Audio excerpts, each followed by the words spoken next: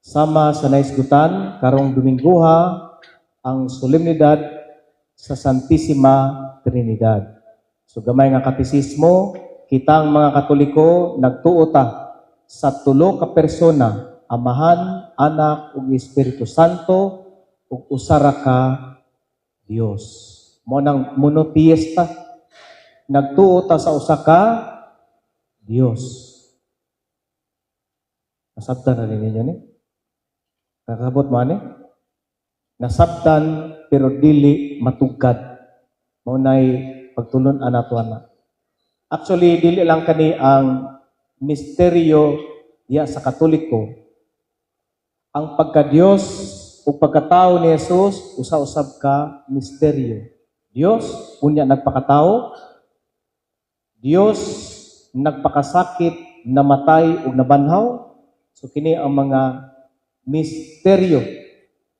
God revealed Himself, and yet this is beyond our human capacity to understand. Kay finite being man ta, dunay limitasyon. Ug bisan duna tay limitasyon, makailata sa Ginoo. Mura ko ang kalibutan gihimo sa Ginoo. Ang kalibutan anaa. Nya nakasabot ang anaag yoy naghimo. Pero beyond na sa tuang komprehensyon. Tulo ka persona usa ka Ginoo. O kini nga pattern mga igsuon, kining pagka-Trinidad sa Dios. Mausab ni ang pattern nato sa atong kinabuhi. Karong adlaw gisaulog sa simbahan kining gisaulog sa kalibutan kining Father's Day. Doon na ba ni mga amahan? Naara ba yung mga amahan? Nawala. Karong adlaw mo greet mo ha. Mga asawa lipayan ninyo yung bana. Karong adlaw kung sige mo gahatag sakit sa ulo sa bana karon palingkawas sa na. Ilang adlaw ron. Kamati mo kaya. Kamaha. Kamati kaya namin mga papa. Namo sa kilid. Katuo mo di mo madunggan. According to St. Paul, his letter to the Ephesians, for the husband is the head of the wife, just as Christ is the head of the church. So timanin ninyo mga bana o mga amahan diha sa panimalay, kamo ang ulo diha sa panimalay. Kamo ang pangulo. Gimbutan sa Ginoo nga ikaw lalaki, ikaw amahan, mao'y pangulo-ulo sa imong pamilya. Ug amahan ang mubuhi, mo diskarte, mahimong responsable sa pag-atiman sa iyang pamilya. Kini ang imong responsibilidad. Sama nga responsibilidad kini sa Ginoo sa iyang katawhan. Kunya ikaw gyud ang gipadala sa Ginoo. Giordinahan ka ba? Aron ikaw ang mag-lead sa imong pamilya ngadto sa Ginoo ug paghimog katarong ikaw ang modelo.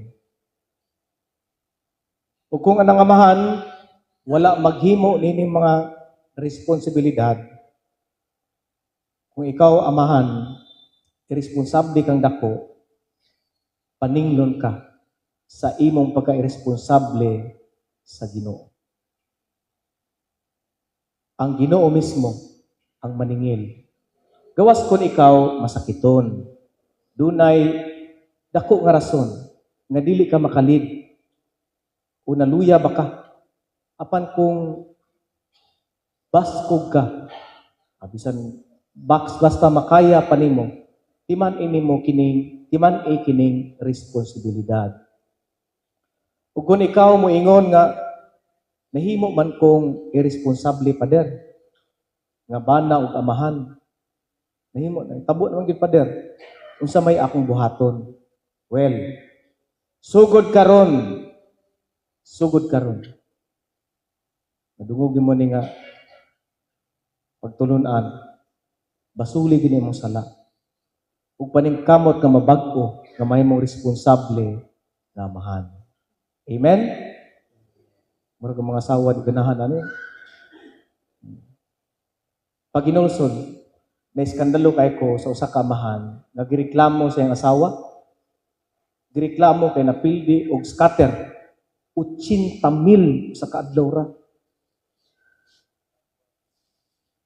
Kung ang amahan mag-una gani sa iyang kaugalingong kalipay, disgrasya gini ang pamilya.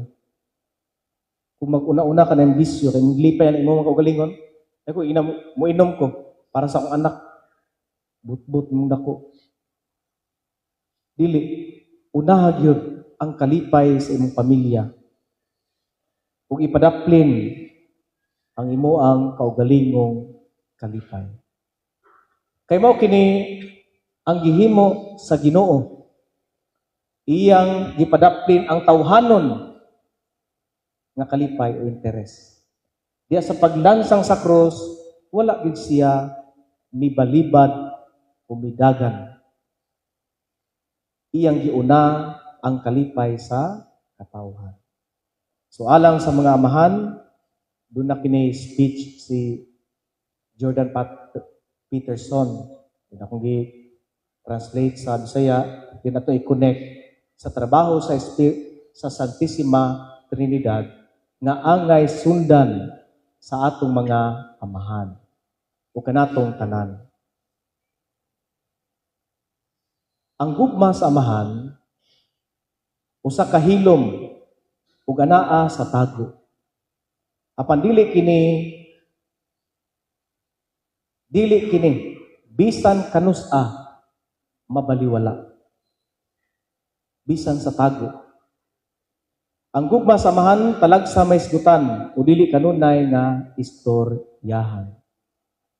Apan ang iyang gugma sama sa usa ka poste. Di mo na may isgutan. Pero naa diha. Usa ka haligi nga nagpugong sa iyang pamilya.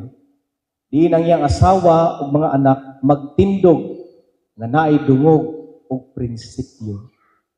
Mo nang timan-in ninyo amahan. Nga dako kay kag responsibilidad sa paghimo og prinsipyo sa imong pamilya. Prinsipyo sa imong asawa ug mga anak. Kung mahimo gani kang irresponsable, magpataka diya sa bisyo o sa kaugalingong kalipay, maamong o ka-impyerno ang imong banay, ang tibuok pamilya. Kay imo man nagsudlan ng pagkaamahan, tinud-a gid na. Tinud-a. Kini nga Domingo pagpahinumdom nimo sa imong responsibility. Siya ang angay nga mag-una nga muhatag niini prinsipyo ug disiplina. Ang mga sakripisyo sa kamahan sagad dili makita sa mata. Apan makita diha sa mga badlis sa iyang naong ug sa iyang mga palad. Matag tambag nga iyang ihatag, matag ampo diha sa kahilom, mag-inusara sa pag-ampo. Kini nagpakita kanato sa gugma nga dili mohunong bisan sa tago ug pag-inusara. Timan ninyo ang pagpasakit sa inyong amahan mao ang pagsamad sa kasing-kasing nga nagpakabuhi aron protektahan ang imong kasing-kasing.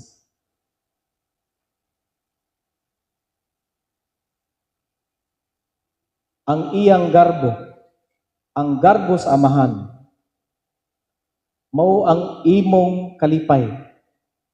Abi ninyo, kung ang ginikanan makita gani, nga malipayon ang iyang mga anak, nahimong successful baka sa kinabuhi. Sagad yun sa ginikanan moingon na pwede na ko mamatay. Ang garbo nila, kalipay sa mga anak. Maong tagaan nato karong adlaw ang atong mga amahan sa panahon sa pag-ampo. Kay sagad ra ba kining atong amahan o atong mga bana mo ni numero 1 ninyong libakon, ipanabi sa imong silingan ang mga dili maayong nahitabo sa imong bana. Ang uban nga mga anak ikaulaw ang dagway silang amahan nga napagpag na sa init. Gusto mo akong papa, layo naman sa papa sa akong silingan. Ikaulaw, uktiman kini. Nabisan sa kadako sa kakulangon o sala sa amahan. Ang sugo sa Ginoo magpabilin og walay kondisyon sa iyang pag-ingon, higugmaa og tahura ang imong ginikanan. Walay kondisyon na. Wala sa nag-ingon nga kung palahubog, midya-midya ra. Kung mangulata ang imong papa, ayaw nagtahura. 10% na lang. Wala. Absolute gina nga sugo mga igsoon, higugmaa og tahura ang imong ginikanan. Absolute na. Abi ninyo ako doon ako issue sa papa. Kung nakasala mo ng papa po, ay, murag personal ang mga issue ni. Apan, magkataas ganyang edad sa tao. Karon gadumot siguro mo, nasuko mo sa inyong ginikanan, sa inyong amahan. Apan magkataas ang edad sa tao di ay karon mingawon di ako sa akong amahan. Ug nagbati ko sa akong amahan. Luoy ang tao nga naa sa estado sa sala. Ang amahan ganing ay responsable mo ni angay, mas angay nga sabton iampo og kaluy-an. Mo nang kung magtan-aw ka sa mga sayop sa imong amahan, mapugnan ka sa pagigugma sa imong amahan. O kining Father's Day mga igsoon, mao kini pagpadayag sa Santissima Trinidad nga nahigugma bisan sa atong kakulangon ug mga sala. So mao na ang pattern nato sa gugma. Ang gugma sa Ginoo kinahanglan mahimo usab nga gugma nato nga bisan sa mga kakulangon, bisan sa mga kasakit nga gibati ni Jesus sa krus, nagpadayon siya sa paghigugma. O kung ikaw may gugma sa imong ginikanan, labi na karon kay Father's Day, may gugma sa imong amahan, bisan sa iyang kakulangon, malipay ang Santissima Trinidad sa imong paghigugma. Happy Father's Day sa tanan.